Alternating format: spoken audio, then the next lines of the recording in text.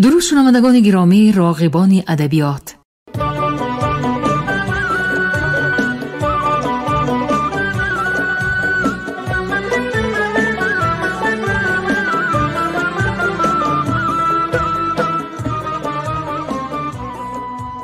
به توجه شما عزیزان، آثار مکمل یکی از شاعران حوزه ادبی عصر 19 بخارا، شمس‌الدین شاهین، تحت عنوان کلیات شمس‌الدین شاهین در قرائت کارمند شایسته تاجیکستان علیزاده عبدالرشید خوجمقل بشنوید. گفتار 12.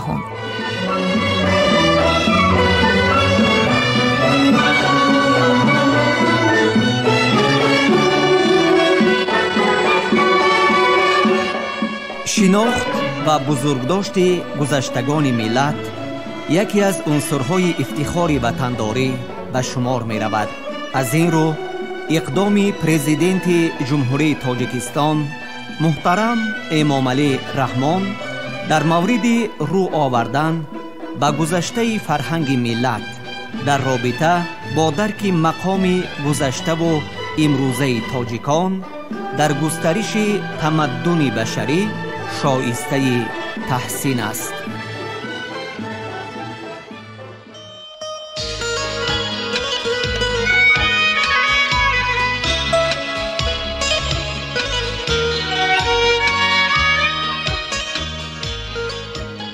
شمس‌الدین شاهین از ستاره‌های درخشان ادبیات فارس و تاجیک آخر عصر 19 می باشد که نام او با واسطه نام پدرش مولا امان که از دانشمندان و مدرسان مشهور بخارا بوده است با نام کلابی علاقمند است.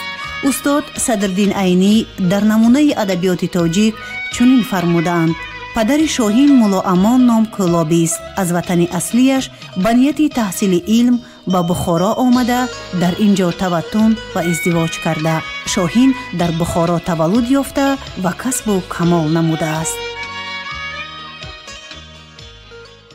آن که به خوبی مثلی ماه بود، ماه و شام چاکر و او شاه بود.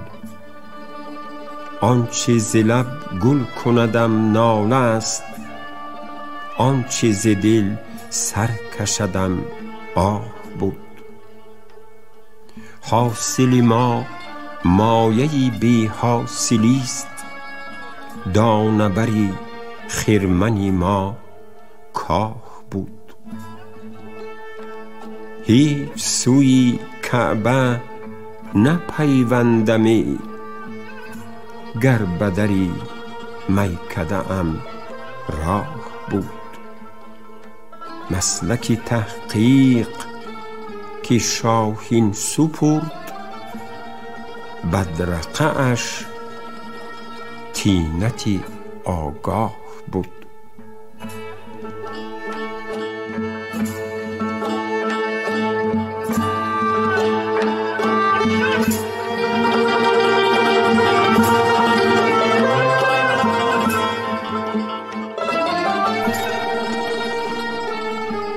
فکری خموشی تو حلاوت اثر شود، چون ناله عقده شد به دلی نی شکر شود. دل در شکنج زلف تو خواهد وطن گزید، این بیضه را گذار که آشفته تر شود. چشمی که ننگرد به تو آن چشم کور باد، گوشی که نشنود ز تو آن گوش کر شود.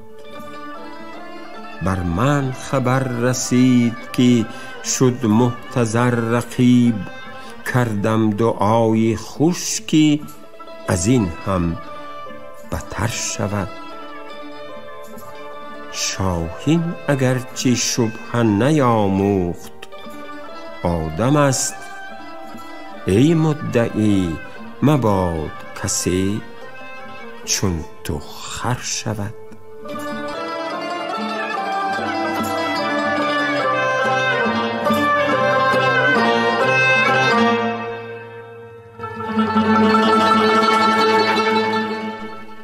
تا دل اندر خم آن زلفی پریشان نرود. سری شوریده من بر سری سامان نرود. نیست سروی به چمن کز سری خجلت شده آب. در قدم‌های تو ای سرو خرامان نرود. ساکنی صومعه را دغدغه کوی تو نیست. آن که خو کرد به گلخن به گلستان نرود. نشود تا به گریبان قبای تو گریه. چون شکن دست من از گوشه دامن نرود. کلفتی چاه کفایه است بگو یوسف را که زلیخا نکند جور به زندان نرود. هر کی را گوش به گلبانگی سحرگاهی من است. یادش از زمزمه مرغ سحرخوان نرود. دامنی وصلی تو مشکل شود از چنگ رقیب. همچو جام از تنی افسرده که آسان نرود. رایتی نظم چو شاهین به بخارا افراخت. گر سخن قطع شود نکته به فرغان نرود.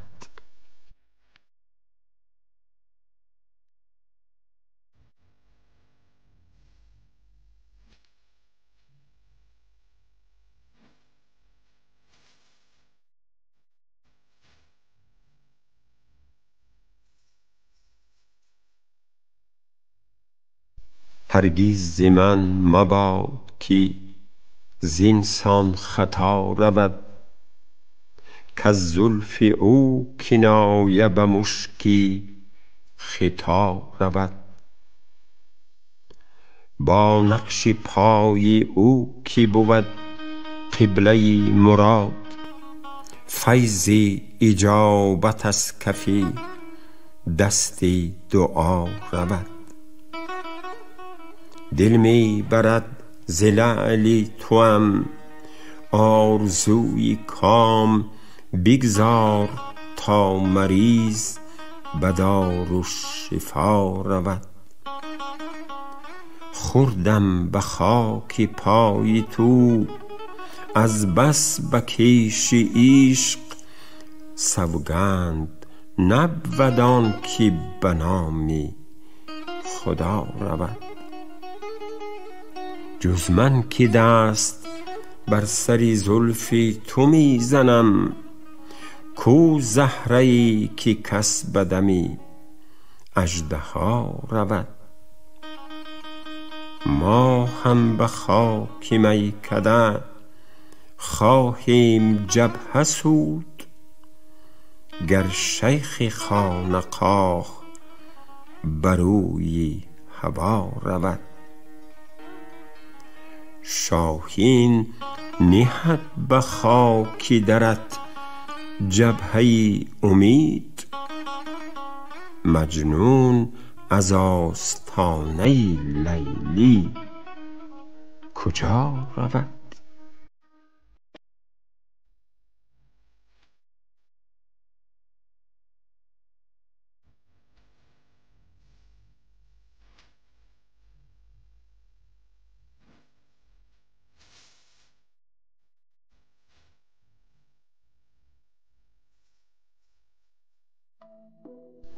اگر وجودی عرض تابعی محل نبود. به غیر لعل تو جان مرا خلل نبود. ز نکته دهنت کیست تا زند حرفی. چی مدعی که از این نکته در جدل نبود. چون این که مسئله کوه شهرت دارد، بجز شرافت آن چشمی مکتحل نبود. به هرزه دست مزن بر امامه زاهید، نگر سری عمکی نوری دیده کل نبود. چو از حدیث لبش نکته می زنی شاهین، چگونه حرفی تو را لذتی عسل نبود.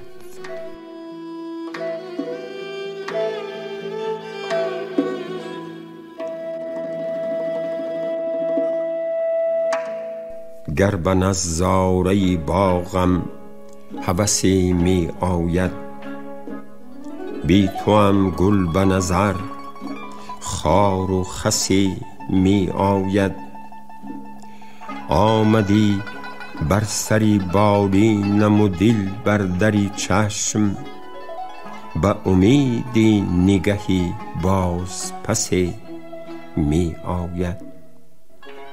هست از اشک و نفس روفته و آب زده، خانه دل مگر امروز کسی می آید.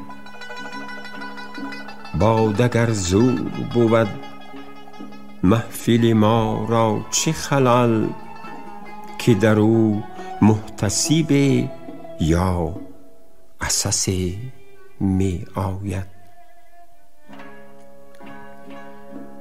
دل زیادی قد او میل خمی زلفش کرد، بلبل از شاخ گل در قفس می آید.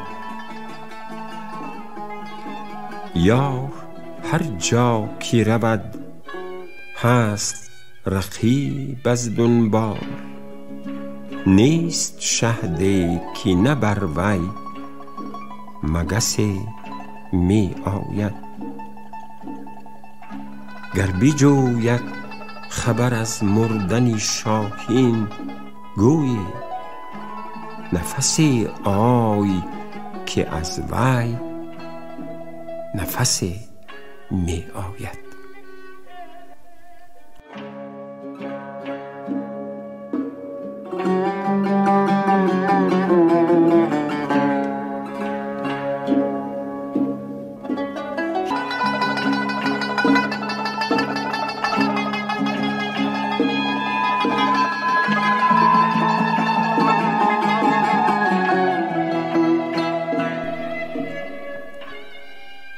گر خاک شود دل به تمنای تو شاید، ور خون چکد از دیده به سودای تو باید.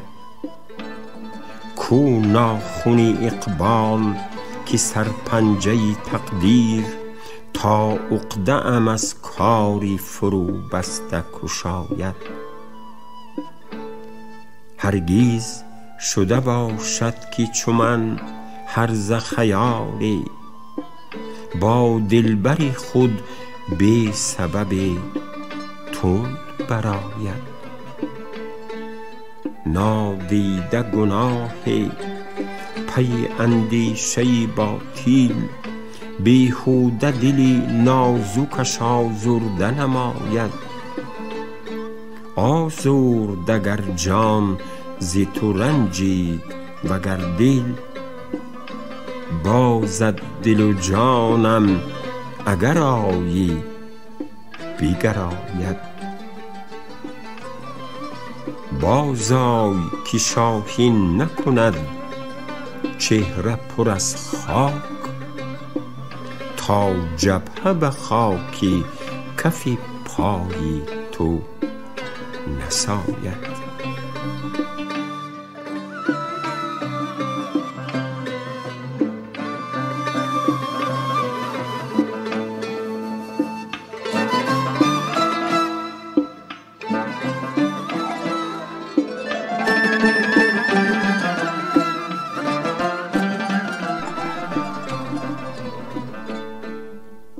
به امیدی که در ویرانم دلدار می آید.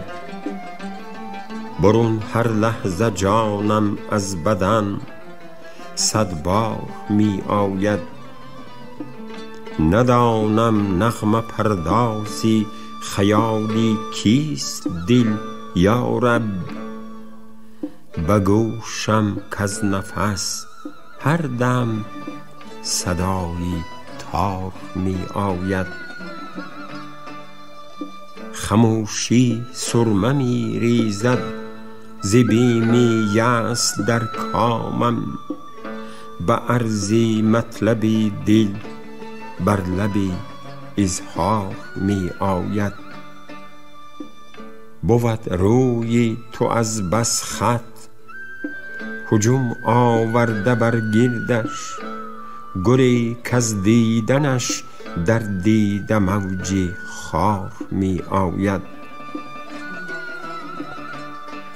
ز خود محوم به ذوقی کفر زلفش، آنقدر شاهین به چشمم رشته‌ای تسبیح هم زنار می آید.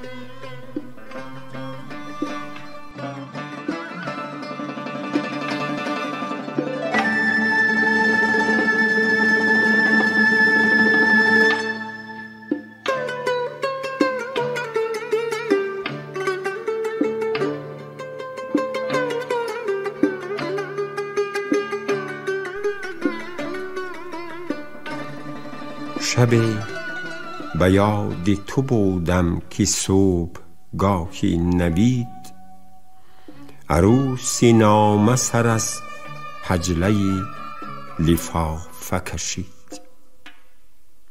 سواد خط و غباری بیازی عارض ماه، نمود از رقمی کاغذی سیاه سفید. چنان سواد کزو شام و صبح عیش کشود، چنان بیاز کزو صبح و شام عید دمید. نخست عرض دعا گفت از جناب توام، که تا یکی شنوانید 100,000 شنید. وگر از آن که میانی من و تو معهود است، اشاره خواست که پیوست با تو یا که برید. جواب نامه بیاراستم که بنویسم، از آن چه گوش ز جانان شنید دیده ندید. دوات شرح دل تر نکرد کام قلم، نهاد قفل بیان مهر بر زبان کلید. نداد فرصت ناقص اجازت تحریر، ندید حوصله تنگ رخصت تثبیت. بس است با تو اگر این قدر کنم اشعار، که ای بدر که سخن فرد و وی به فهم فرید. از آن میان که بران رفت عرف عهد قدیم، کناره می رود امروز راه و رسمی جدید. اینان کشیدن از او به که کم بغل صیاد، چه دام می تند از بری آهوی که رمید. پری رخی که عجب نبودش اگر گوید، و آفتاب در افتاد و بر قمر پیچید. عجب تر آن که به یک لبلبو لبی لعلش گریفت شهرکی کله خری گزید و مکید. زیاده حرف چه لازم که نام شاهین را بشاره می دهد اینک دمی وصال رسید.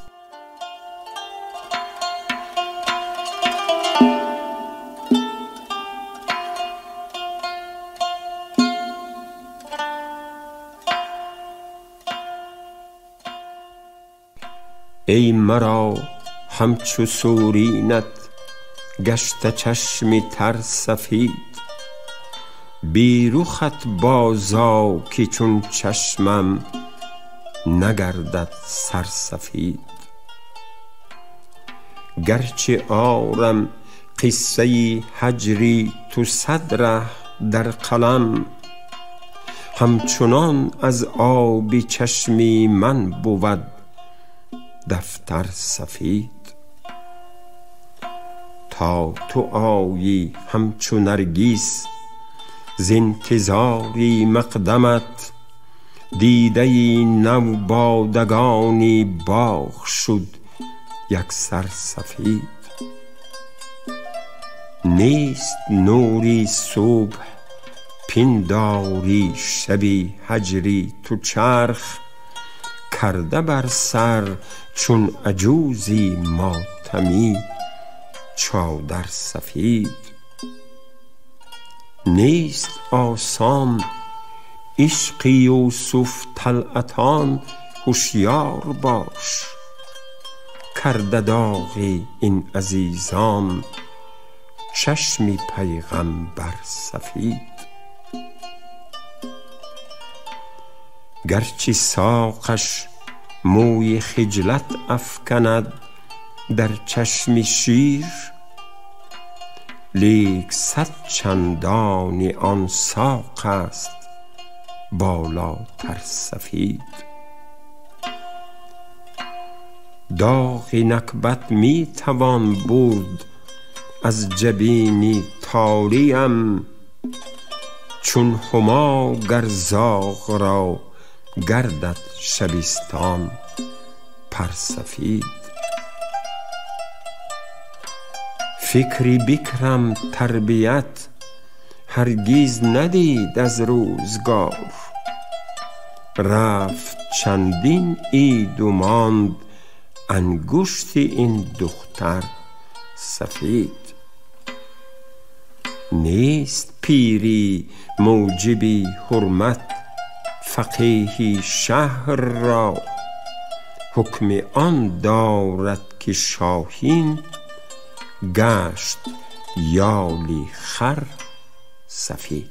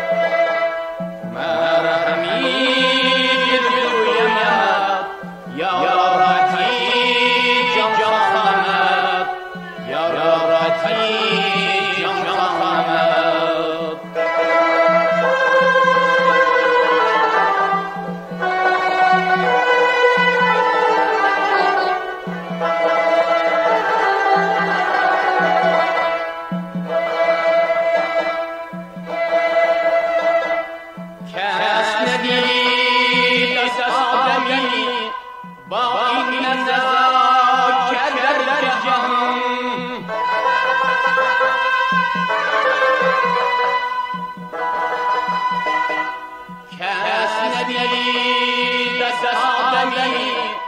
با این نزاکت در جهان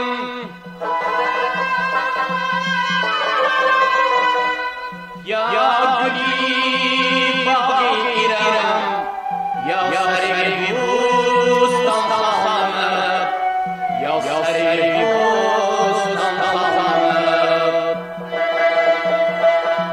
یا گلی باغ ایران یا سر بوستان خواهد یا سر بوستان خواهد